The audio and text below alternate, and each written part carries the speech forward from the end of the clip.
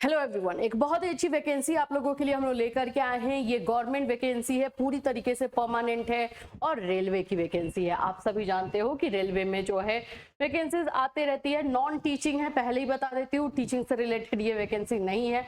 आपने 10th किया है, आपने 12th किया है, ग्रेजुएशन किया है, तो आप इसमें अप्लाई कर सकते हो, सिंपल है।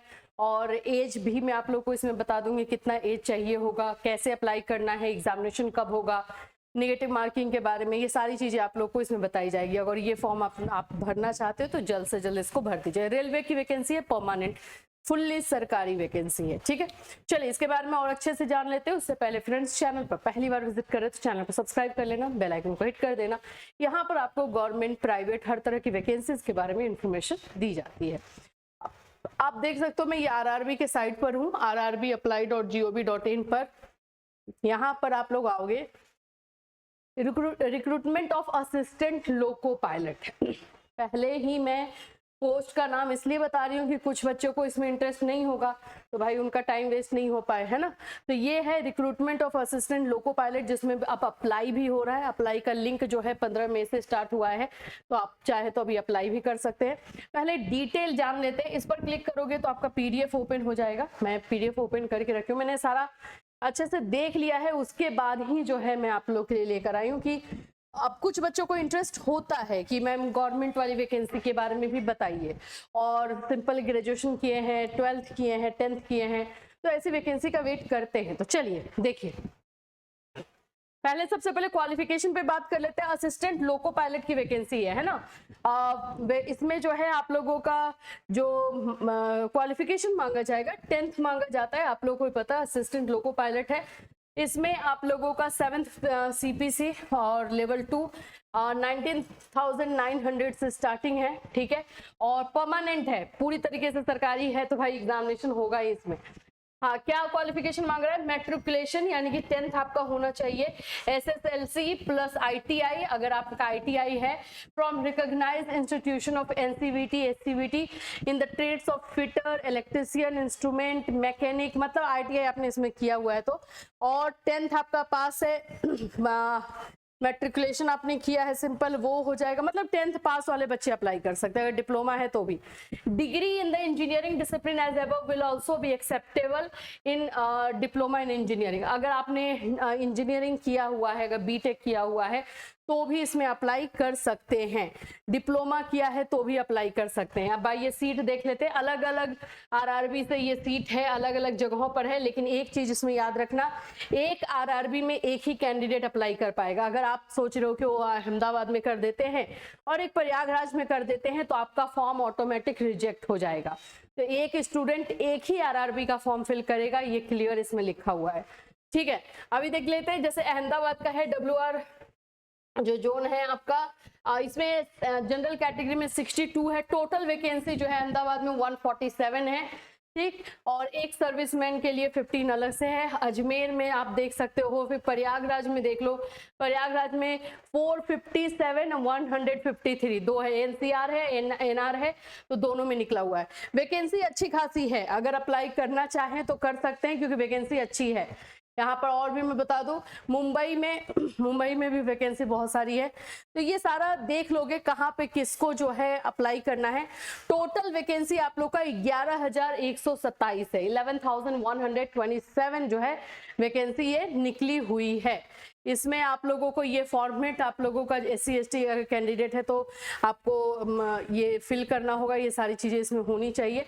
अब मैं क्वालिफिकेशन तो मैंने बता दिया, जो OBC के बच्चे हैं वो ये वाला फॉर्मेट पर जो है इसको फिल करेंगे, ऑफिस सील लगेगा। और क्या है, सेल्फ डिक्लेरेशन, ये OBC NCL कैंडिडेट के लिए है।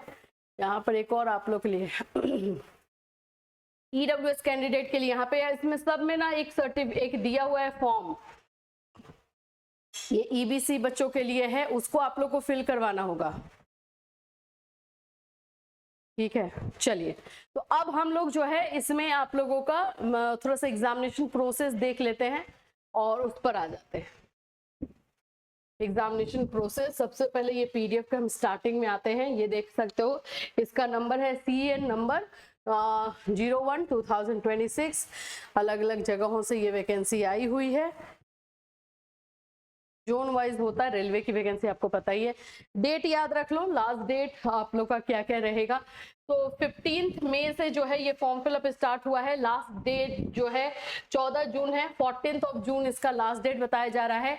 पेमेंट सबमिशन का लास्ट डेट 16 जून रहेगा और मॉडिफिकेशन विंडो यानी करेक्शन के लिए 17 जून से 26 जून को ओपन होगा। ठीक, एज क्राइटेरिया भी बता देती हूँ क्योंकि एज में थोड़ा सा रहता है। रिलैक्सेशन मिलेगा ओबीसी वाले बच्चे को 3 साल और या SC ST वाले को 5 साल, ऐसे जो रहता है वही रहेगा। एक सर्विसमैन के लिए अलग से है। असिस्टेंट लोको पायलट यहाँ पे 18 to 30 ईयर्स, 30 साल के जनरल कैंडिडेट जो बच्चे हैं 30 ईयर्स के, वो अप्लाई कर पाएंगे। 1 जुलाई से जो है ये काउंट होने वाला है। ठीक, ये सारी चीजें आप लोग देख लीजिए। और इसमें क्या है, आपको अप्लाई करने से पहले सारे रूल्स रेगुलेशन को थोड़ा सा पढ़ लेना है। निगेटिव मार्किंग ऑफ कोर्स है, इसमें निगेटिव मार्किंग दिया गया है, निगेटिव मार्किंग रहेगा इसमें। और आप लोगों का जो है एग्जामिनेशन होगा CBT 1, फिजिकली फिट, ये सब आपका चाहिए होगा। कैंडिडेट मस्ट बी इंडियन है। एज लिमिट के बारे में देखो, रिलैक्सेशन के बारे में जो एज का है, SC ST कैंडिडेट को 5 इयर्स का रिलैक्सेशन मिलने वाला है, OBC को 3 इयर्स का है, एक्स सर्विसमैन को जो जनरल कैटेगरी EWS है उनको 3 इयर्स का मिलेगा। ठीक है, इसी तरह से आप लोग का यहाँ पे सारा जो है रिलैक्सेशन का देख लोगे। हाँ, फीस कितना लगने वाला है, तो ऑल कैंडिडेट्स यानी कि जनरल कैटेगरी के लिए आपका 500 है फॉर ऑल कैंडिडेट्स। ठीक है, और इसमें आप लोगों का an amount 400 shall be refunded duly deducting bank charges on appearing in first stage of CBT। CBT आपका जब फर्स्ट एग्जामिनेशन होगा, वहां पे अगर जब आप एग्जाम देने पहुंच जाओगे तो 400 आपको रिफंड होगा। यानी कि अगर देखा जाए तो सिर्फ 100 इसका फीस है, लेकिन पहले आपको 500 देना है। आप एग्जामिनेशन देने पहुंचेंगे उस समय आपको 400 रिफंड किया जाएगा। देखिए, out of this fees 500 an amount of rupees 400 shall be refunded duly deducting bank charges on appearing in first stage CBT। ठीक है, फिर for candidates who belong to SC ST, ex servicemen, female का भी 250 लग रहा है। Transgender, minorities और economically backward classes EBC, इन लोगों का जो है 250 है। This fee 250 shall be refunded in due course duly deducting bank charges. और जब आप लोग CBT 1 में पहुंचोगे तो ये पूरा 250 आपको रिफंड हो जाएगा। मतलब ये सारे कैंडिडेट के लिए एक भी पैसा समझो तो नहीं लग रहा है। ठीक, यही सारी चीजें। चलिए अब अप्लाई करने के लिए देख लेते हैं। आप लोग को अप्लाई करना है तो मोड्स ऑफ पेमेंट ऑनलाइन ही है, बाकी और कुछ नहीं है। थोड़ा डिटेल से आप लोग भी पढ़ लेना, एग्जामिनेशन प्रोसेस सारा है आपको यहाँ पे बताया गया है। हम आ जाते हैं वेबसाइट पर। वेबसाइट में आप लोगों को अप्लाई कैसे करना है वो सारी चीजें हम लोग जो है देख लेते हैं। ठीक है, और एग्जामिनेशन ऑफ कोर्स होता है तो इसका जो सिलेबस रहता है वो सारी चीजें इसमें एक्सप्लेन की गई है, तो वो आप देख सकते हो। यहाँ पर हम आ जाएंगे अप्लाई में, नीचे आओ, यहाँ पे देखो अप्लाई, आपको लॉगिन करना है RRB। अगर RRB में आपका अकाउंट पहले से है, पहले भी आपने अप्लाई किया हुआ है तो उसके साथ जाओगे, और नहीं है तो आपको पहले तो क्रिएट एन अकाउंट करना पड़ेगा RRB में। देखो लिख दे रहा है यहाँ पे भी, candidates who have already created an account for any CN, पहले अगर किसी भी रेलवे एग्जामिनेशन के लिए आपने क्रिएट किया है तो आपको नहीं करना है, और नॉट रिक्वायर्ड टू रजिस्टर। लेकिन अगर नहीं किया है तो आप करेंगे। तो यहाँ पर आप लोगों का जो है फुल नेम जो 10th के मार्कशीट में सर्टिफिकेट में है यहाँ पे लिखोगे, और date of birth, select gender, father's name, ठीक है, मदर्स नेम जो यहाँ पे करोगे उसी को उधर जो है एंटर करना होगा ताकि मिस्टेक ना हो। कॉन्टेक्ट डिटेल, मोबाइल नंबर ये देना है।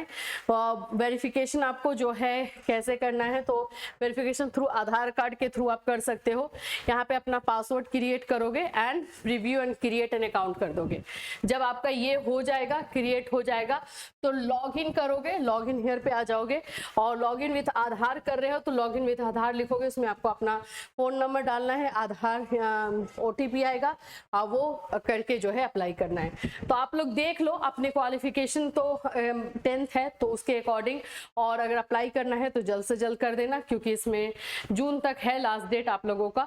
16 जून इसका लास्ट डेट बताया जा रहा है। 14 जून जो है फॉर्म फिलअप का है, 16 जून पेमेंट का है। तो इन सभी चीजों को ध्यान में रखते हुए आप लोग इसको देख लीजिएगा। सिलेबस इसी में है PDF में, PDF कहाँ से निकालना मैंने बता दिया है, वो सारी चीजें आप देख सकते हो। चलिए फिर मिलूंगी, till then take care everyone.